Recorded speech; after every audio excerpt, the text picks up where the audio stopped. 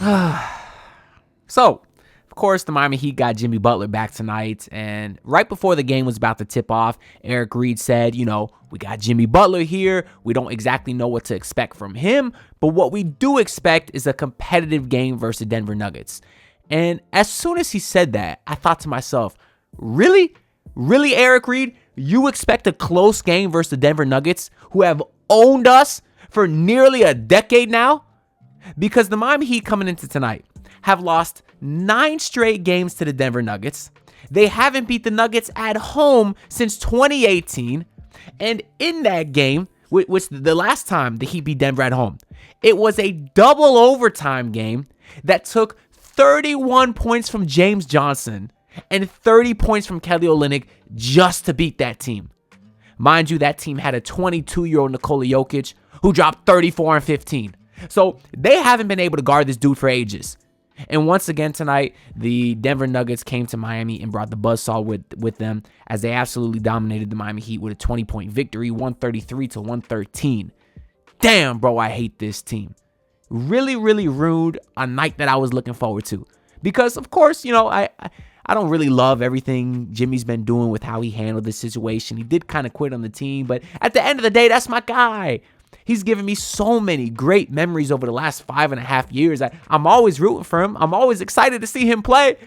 It just sucks it had to come against our daddies today, which is the Denver Nuggets. I was hoping that he would get lucky going into today. You had Jokic questionable and Gordon and Jamal Murray questionable, and they all played today. And boy, did they play well. From the Heat side of things, you got the starting lineup of Tyler, Duncan, Jimmy, Haywood, and Bam. So a little familiar lineup we saw back before Jimmy was injured. And I hated it immediately because you're playing a Denver Nuggets team that's huge. Aaron Gordon did not start today, but of course they got Michael Porter Jr. starting. They got Nikola Jokic starting. I don't agree with putting Haywood Highsmith at the 4 ever, but especially not against this team because they're huge and they use their size very early on, where they made things difficult for the Heat in the first quarter. It was really an awful scoring first quarter for the Heat also. I did like in the very first possession, they went to Jimmy Butler. They got him a post touch on Russell Westbrook, and Jimmy missed. Jimmy really wasn't great today, but we'll get into his kind of play a little bit later.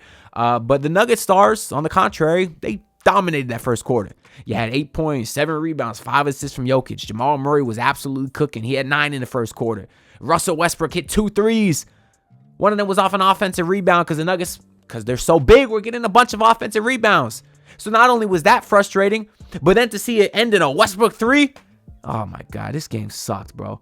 Somehow the Heat were only down 6 at the end of 1, though, but it really only got worse from there. That second quarter was just not good. You had Aaron Gordon cooking them, doing whatever the hell he wanted. He had a 3 to start the second quarter, then he had an and 1 on Jovic, and he just dominated us. Oh, and it gets me so frustrated because the Nuggets acquired him 5 years ago by trading Gary Harris and a first-round pick. The Miami Heat used their first-round pick last year in expiring contract to get Terry Rozier, who sucks. When you trade a first-round pick, you're supposed to get a guy of value like Aaron Gordon. But no, we're sitting here with Terry Rozier. Terry Rozier sitting there wide the hell open on the wing from 3. Does not have a defender within 15 feet of him. Took his time, sat there for 3 seconds, and still bricked the 3. God, he's ass. And for some reason, he thinks because he's bricking wide open 3s, he can continue to take heavily contested step back 3s. Missing guys wide open in the paint, missing Khalil Ware cutting to the rim. No, let me jack him more 3s, Terry Rozier, because that's what I do. Anyways, and the defense was even worse in the second quarter than it was in the first. There was a play, 10 seconds left to go in the quarter. Tyler Hero gets to the rim, misses a layup, whatever. But then that leads to a fast break by the Denver Nuggets. They go all the way down the court in just a few seconds, get fouled, hit a couple of free throws. And my question is, how do you give up a fast break off a missed layup? The other team is supposed to go on fast breaks if you turn it over, or maybe you miss a 3 that has a long rebound. How do you miss a layup and the other team goes on a fast break? That type of stuff is inexcusable, man. That's just bad effort. That's just guys not trying to get back on defense, man. It's stuff like that that really, really frustrates me. It's inexcusable.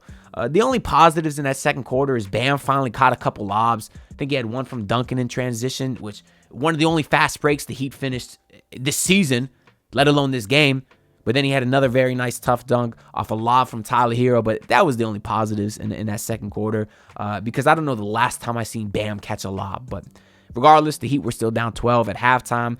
Going into the third quarter, the Heat went on a little bit of a run. You did get an aggressive Jimmy Butler. I think he had like 8 points that quarter. That was nice to see. The Heat cut the lead to 9.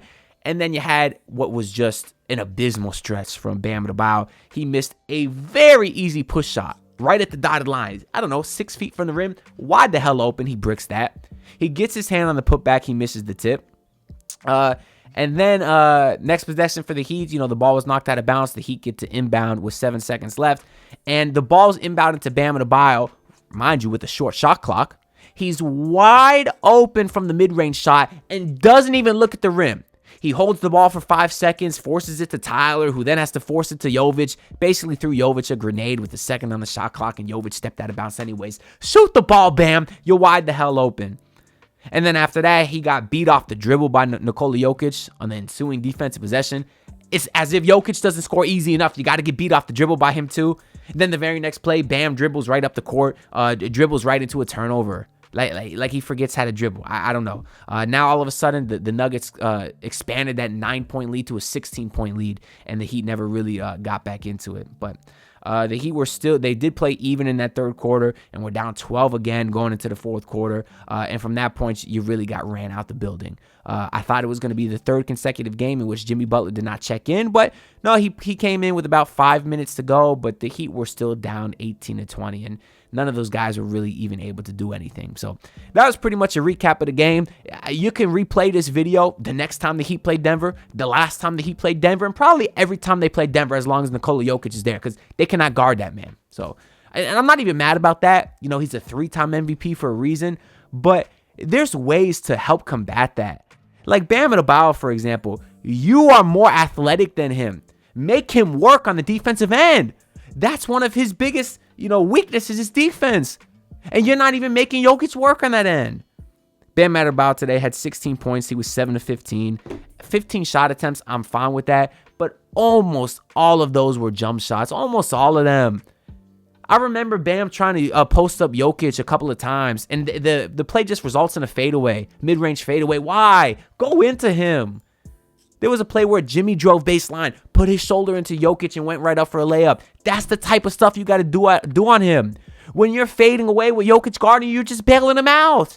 He doesn't have to use any effort to contest that fadeaway. He's 7 feet tall. He just puts his hands up. If you go into him, if you try to attack him, try to get to the rim past his slow ass, then maybe he starts to get a little bit of tired. It affects him on the defensive end or the offensive end. But no, Bam didn't make him work at all. As Jokic tonight finished with 24, 12, and 10 on 9 of 12 shooting. He did almost all of that in the first half. Didn't even need to do anything in the second half. It's just that there's things you could do to help combat that. Bad performance today from Bam. It really was. It was disappointing.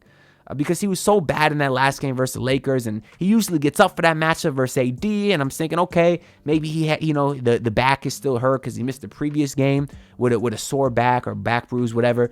But then I'm thinking, okay, today you got Jokic, maybe you get up for this matchup too. No, and good news, Heat fans, Bam's next matchup is against Wemby. So what the hell you think Wemby's gonna do? My God. Anyways, and my last note here, the Heat wore the Vice jerseys. Whoop de freaking do. They're beautiful jerseys. Love them. Love the colors. Love the court. But just like the last time the Heat debuted these jerseys in like 2017, 2018, the Heat got their ass kicked back then too. I remember there was a while where the Heat didn't win when they wore the Vice jerseys. Some kind of curse. I guess that lives on.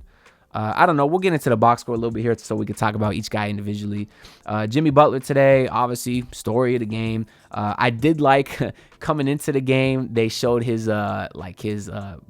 intro. He was announced last. And I couldn't really hear the crowd reaction too much, but I'd expect it to be generally positive. But the thing I did like is his teammates were trying to hype him up, and they actually got Jimmy Butler to crack a bit of a smile. You had Tyler Hero going crazy, clapping. Kevin Love jumped on his back. Nikola Jokic was going crazy, and Jimmy did crack a little bit of a smile. So maybe that was him attempting to get his joy back. Although, based off all the reporting we've heard from Jimmy's meeting with Pat a week ago, Jimmy's meeting with Mickey yesterday, which we didn't hear a lot about, which tells me that nothing really changed and Jimmy still wants to be traded, which I guess lets all this awkwardness, whether he'd play or not anyways. I was skeptical, and he ended up playing. Played 33 minutes, actually, so he played a lot. Had 18 points. He shot 7 of 15. Only got to the free throw line 4 times. He hit all 4. Listen, it's better than the Pacers game, and it's better than the Pelicans game that he played, where he shot one-legged threes for some reason. I don't know why. And Jimmy had his spurts today where he was aggressive. Obviously, the numbers don't really tell you that because only 3 rebounds, 2 assists. Like we said, not a ton of free throw attempts. But honestly, this is a hard game to judge Jimmy. I'm not giving him a pass or nothing like that. But and he was fine. He was fine. But whether this was 3 years ago or not, it's just Jimmy never plays well against the Nuggets. No one in Miami does. So how you want me to judge Jimmy's performance when they're just a tough matchup? They're a good team. And if I haven't given the Nuggets credit, I should, because they're an awesome team. So whatever. Sunday will be interesting to see what Jimmy does against the Spurs, because should be a little bit of a better matchup for him. But, so far, I'll say jury's still out on what kind of Jimmy Butler we can expect going forward. Hayward Highsmith today only played 13 minutes. Damn, so I was saying he shouldn't have started. He did barely play at all. Didn't even notice that. Bam today finished with 16 and 11 and 4. I like he had 11 rebounds, but we just spent a while talking about him. We need more. Same thing for Jimmy. Sunday's going to be interesting versus Wemby. I'm looking forward to that. I will be there. I will be in attendance. Actually, I'll let y'all know right now, because if y'all at the game, y'all should definitely come say what's up. I'll be with my girl and my roommate and his girl. So if y'all see me, come say what's up to me. I'll tell them. I'll tell my girl. I'll be like, yo, see, look, I told you I'm a little bit of a celebrity. No, I'm just kidding. It's not even like that. But I will let y'all know I am sitting in section. What section is this? Section 320 on Sunday. So if y'all at the game, come over to section 320. Act like I'm a celebrity. It'll make my girl feel cool, I guess. I don't know. She really don't care. Although she did watch the game with me today, but that's mostly because she loves Jaime Jaquez, who was also not good today. But anyways, where were we at here? Duncan Robinson today, back in the starting lineup, something I've been calling for. Had 7 assists. Y'all know I've liked his playmaking this year. But yeah, he had 8 points. He was 2 of 4 from 3. Didn't really do a lot out there. There were some rumors I heard that he was the locker room leak. When there was reports that came out from the Ramona Shelburne today that said players in the Heat locker room are saying they don't want Jimmy back. They don't need him. I heard some rumors on Twitter it was Duncan Robinson. I don't know if he would do that. He's been with Jimmy for a long time, man. I feel like they cool, but anyways, Duncan was okay today with the facilitating. Tyler Hero today, 22 points, 5 rebounds, 4 assists. He shot 10 of 17. Wow. I didn't realize he was that efficient because he was 2 of 7 from 3. But yeah, I mean, it's going to be a tough matchup for Tyler, just like it is for Jimmy, just like it is for Bam. Whatever. It's hard for me to say after one game how much of these okay to average performances from these guys is related to the awkwardness of the situation. I don't know. I heard Brady Hawk say it was an awkward game. He was in the arena. Maybe he felt the vibes better. For me, it didn't look awkward watching on TV as a fan. It just looked like a team that can't compete with the Denver Nuggets because they're not on the same level. That's what it looked like to me. But I mean, yeah, Tyler was fine today. He's been playing well. Go vote for him to be the All-Star, to be in the All-Star game right now. After this video, actually. Don't mess up my retention time. But anyways, off the bench, Jovic, he wanted to play well. He was going against his Serbian bro. He had 16 points, 4 rebounds, 4 assists, shot 6 of 12, 2 of 7 from 3. Yeah, the Heat as a whole shot 9 of 33 from 3. That's 27%. And that's not good. But Jovic was okay today. He did miss a couple of bunnies and some open threes, but he had a couple nice moments on Jokic as well, so I feel good for him. He got a stop on Jokic once in sort of isolation, beat him off the dribble another time, so it was cool to see from him. He's been playing well. We'll just need more of it. Jaime Jaquez today finished with 9 points. He was 3 of 7. His numbers are going to decrease a lot now that Jimmy's back. To start the season, when Jimmy was playing, Jaime was terrible. Really only picked it up once Jimmy got suspended, but hopefully he can find a way to get into his rhythm somehow. Terry Rozier today, the numbers look good. 13 points, 7 rebounds, 5 assists, shot 4 of 7. That's efficient, but I'm here to tell you he was not good. He does not pass the eye test. And Khalil Ware today, 9.7 rebounds, 4 of 9. I'm sorry, this is one of Khalil Ware's least productive games in a while. And I say that because he's been playing well. I know the numbers look okay, but he missed a lot of bunnies, missed a dunk, missed a couple tip-ins, was giving up put-back dunks to DeAndre Jordan, who's 75 years old. Now, I know Ware is helping block some other guys. That leaves Jordan open. I understand how basketball works, but there was other plays where Ware just looked a little bit lost out there and did kind of get pushed around by a much stronger DeAndre Jordan. But he's a rookie, so I'm not going to get on him anyways. But that's really all I got to say for this video. I mean, from the Denver side, we gave you Jokic numbers. Murray finished with 30 points, 7 rebounds, 8 assists. Good God, he cooked you. Anyways, that's really all I got to say for this video. I do want to shout out from the last post-game video, we got a couple of super chats. So shout out to my girl, Ivana Muse, who said, Ware should have stayed into the end. I'm tired of small ball, but thanks, Anthony, for staying up late like us. I agree with you. Ware should be getting a lot more minutes, and I do appreciate the $10 super chat. We got one more from last video from @WakingUpAt5am Butler. Appreciate the $5 dono from you, my boy. Or girl. I don't know. Your profile picture is like Barack Obama, I think, with a wig, so I have no idea.